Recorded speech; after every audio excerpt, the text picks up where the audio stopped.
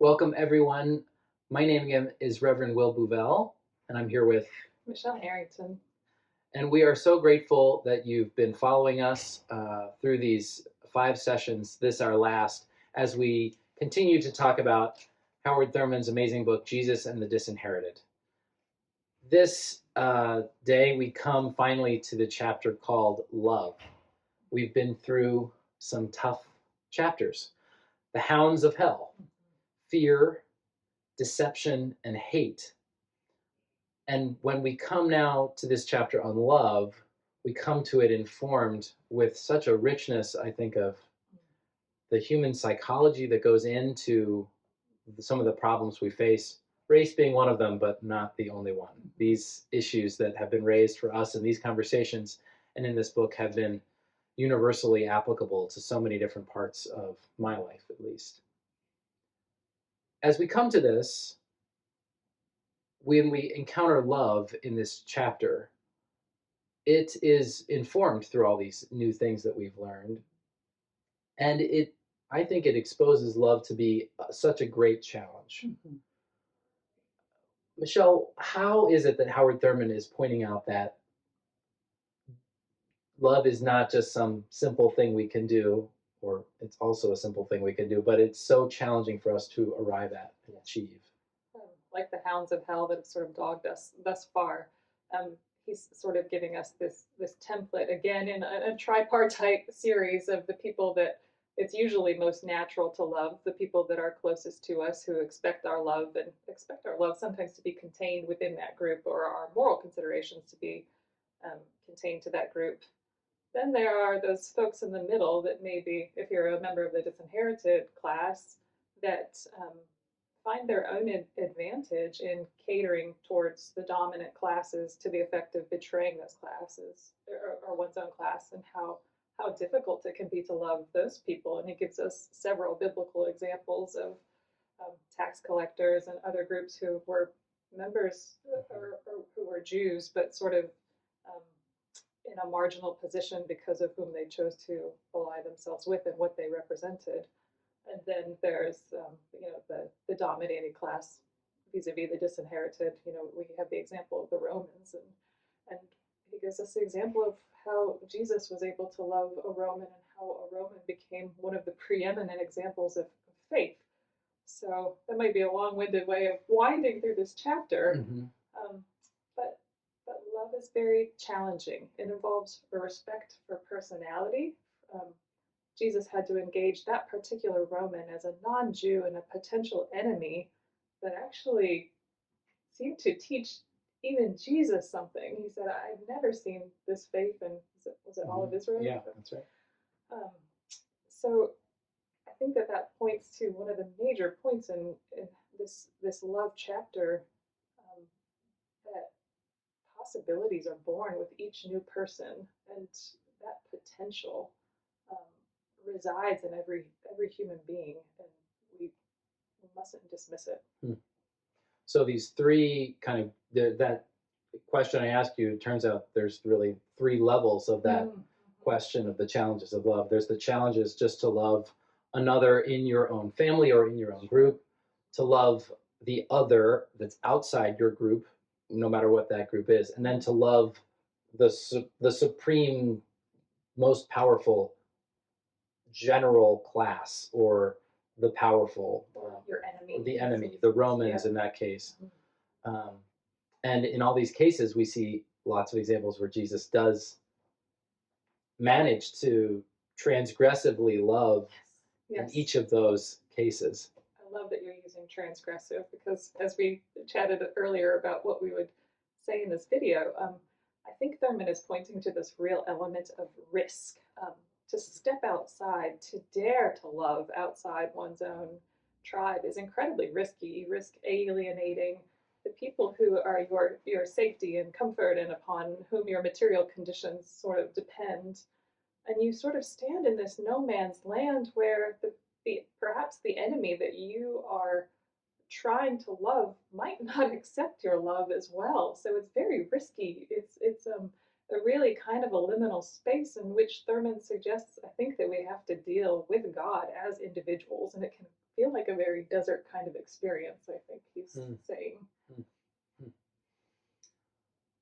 That idea of risky love is one of the reasons I'm just so grateful for this book, because we all want to nominally say that we love our neighbor as ourselves. We all want to achieve that sort of righteous position or feel that we can occupy it, relatively okay, or, well, I'm not always perfect, but, in general, I'm doing all right. This really, I think, in a very pastoral way, points out how if you're really going to love the way that Jesus loved, like, it's super risky, it's super hard, and there's going to be a lot of costs.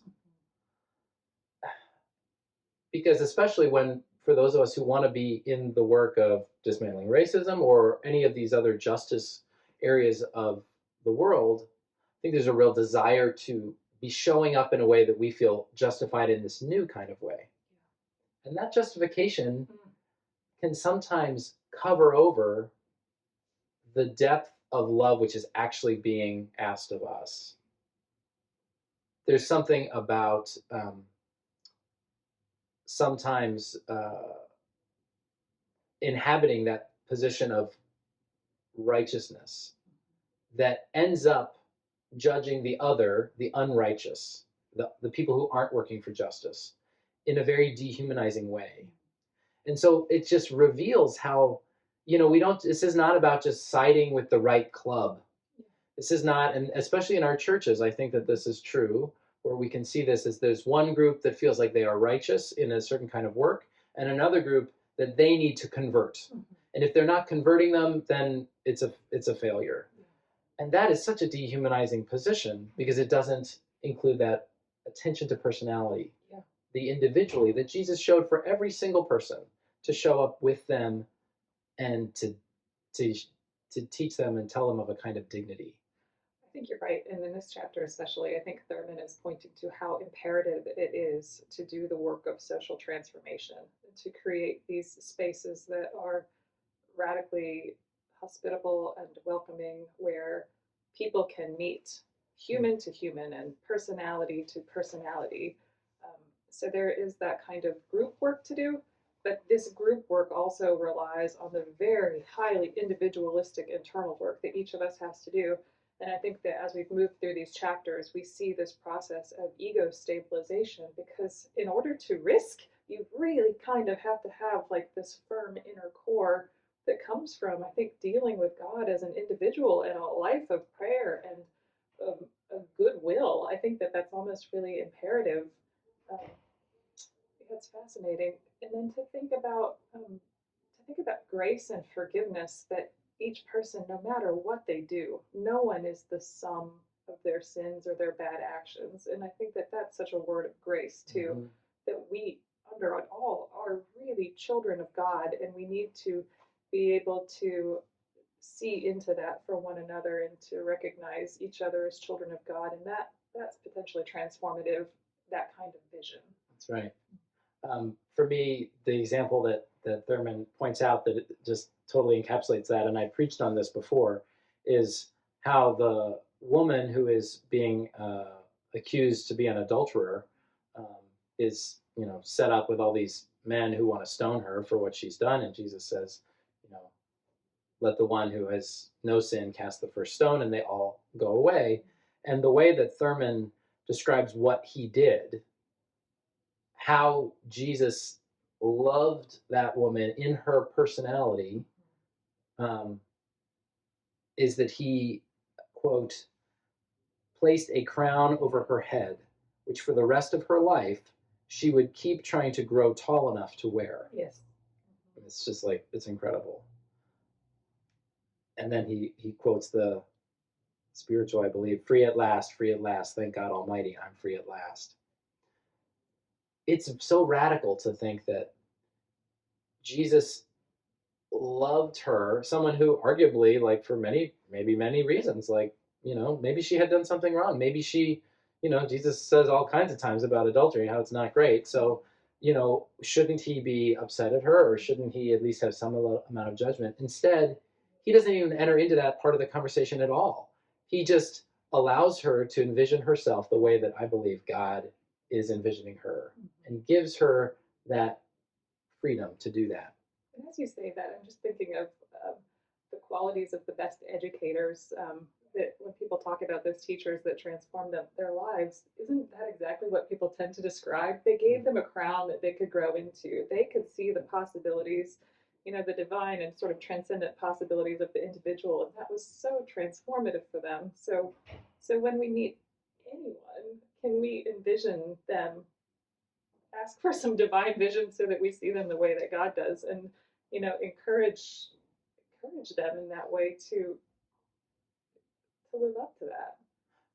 And I think that Jesus in general, one of the reasons I'm so convicted to follow Jesus and to get to preach about Jesus and teach about Jesus, is that Jesus puts this challenge is immense. I mean, it's impossible, and I never ever will do it. I am that woman in this story. I have so much to grow into the crown. It's very difficult, and you mentioned ego stabilization. Mm-hmm. It's very difficult for me to want to look towards a vision and to claim it, or like imagine wearing that crown. Maybe, I don't know if this is going to work, but to realize that the crown is ever above our heads, not on it. Mm. And that, in this space in between, is a very painful space. And that's why I brought up several times in these conversations confession. Mm-hmm. What does it mean to look?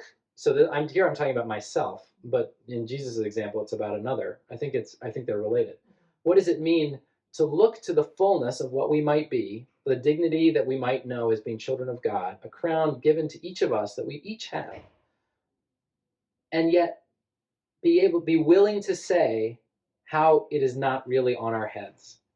Be willing to know that we do not live yet into the fullness of that life. That takes away that ego stabilization, because it says that, well, maybe you're not righteous. Maybe you're not doing okay. And that's not about guilt. It's about recognizing the fullness of that vision, that vision is so amazing for each of us that we can't be attaining it right now, but we can keep growing towards it. Mm-hmm. And then in the end, that we're going to hopefully give those crowns back to Jesus in some way and realize that it's all been grace the entire time. That's right, that we never really earned it, but we changed, mm-hmm. and we were able to change because of it. Yeah. And then to turn it back, I think in the way that Thurman means it, is that Jesus, by us knowing that Jesus has given that dignity to every person, then we can look at each other and must look at each other for the crowns that they are wearing. Mm-hmm. Instead of all of their flaws, all of the ways that they're not good enough, whether it's because they're not righteous in the ways we think they should be righteous, or because their behaviors are not the behaviors that we would do, or I don't know. And that's such a big challenge, but it just sounds so beautiful, mm-hmm. to be able, like Jesus, to imagine those crowns for every person that we meet, whether they are the people in our families, which are sometimes the hardest ones to notice, because they're the most personal, whether they are people in the other group, or the people that have power over us, or that we relate to with resentment or bitterness that he talks about, which so much of this book has been about exploring, or whether it is the class that holds the most power in this world. For white people like me, I am in that class. What that has to say to me is a challenge as well. What does that mean if I am that class, that supreme, that's held in a supreme status here in this particular country? I don't know what that means for me. I don't think Howard Thurman talks directly to me in this book about that situation. That might be an interesting place for your conversations, but the richness of this book is that that's not he gave two other very powerful examples of what it might mean for me to see this radical love, and then to maybe wonder about what it means that I am, just by default of the skin that I have and the gender that I have and the position and the wealth that I have, that I am in a place of privilege. What does it mean to break down those barriers? Because that's a major theme in this chapter too. I think if any of you have been following along with some of the study questions in the guide, I think John McLee's questions are really perceptive, and he's been needling us. How do we break down these barriers given our position? And so that might be something to discuss in your groups this week. How to create that real human-to-human fellowship without anything in between. That's right.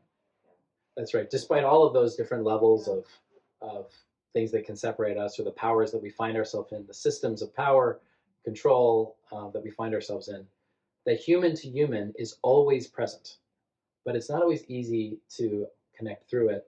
There's a quote here on page 97. It's clear that before love can operate, there is the necessity for forgiveness of injury perpetuated against a person by a group. He talks, I think, about the mouse and the cat. The mouse and the cat can't just be friends because the cat all of a sudden decides that the cat wants to be friends with the mouse. There needs to be some real, like, sincere connection to say, like, I'm sorry that I've treated you the way that I've treated you. And I think this is where the church's work in anti-racism or dismantling racism or justice, or however you want to put it, has sometimes sort of missed the mark, is that we have so wanted, maybe for our own ego stabilization, we've so wanted to be in that place where we know we can see it, what it looks like justice. We want to invite Black people into our church. We want Black communities to find relationships with us. We want that. But if we can't first atone and really admit the places where we, as a more powerful, because of the systems we operate in, that there's been some real injustice done. We can't be in sincere love. We can't find that sincere love. I think he says that kind of love, let's see, is like what the one freed soul to another, or something. Yes, that is the phrase that he uses. Yeah. One freed soul. So that relies on sort of each person doing their inner work and writing their biography. I think in the epilogue, it was really beautiful. He talks about each person has a working paper for their life, and regardless of circumstances, you could come out of the same, almost identical milieu, and there are identical twins that probably do this, but each person is sort of individually responsible for their life and for sort of sussing out the code that they are going to live by, what is going to be fundamental for them. So that's a challenge to us as we think about our lives. And I think near the end of the epilogue, he's sort of suggesting that he doesn't use the word saints, but I saw saints as people who use their freedom, their status as a free person, in a very particular way to sort of light the way for the rest of us. And in that sense, I felt like Howard Thurman was very much a saint to me in this book. Amen. And in using and showing the scriptures to us, like in a fresh way that we might not have. Maybe you will if you go here to St. Cecilia's preach from the pulpit. But for my upbringing, we did not look at these encounters with the Romans, the Syrophoenician woman, what they represented within that culture in this particular way. It's very illuminating, and it shows us that Jesus has been there and done that and given us sort of a model to follow.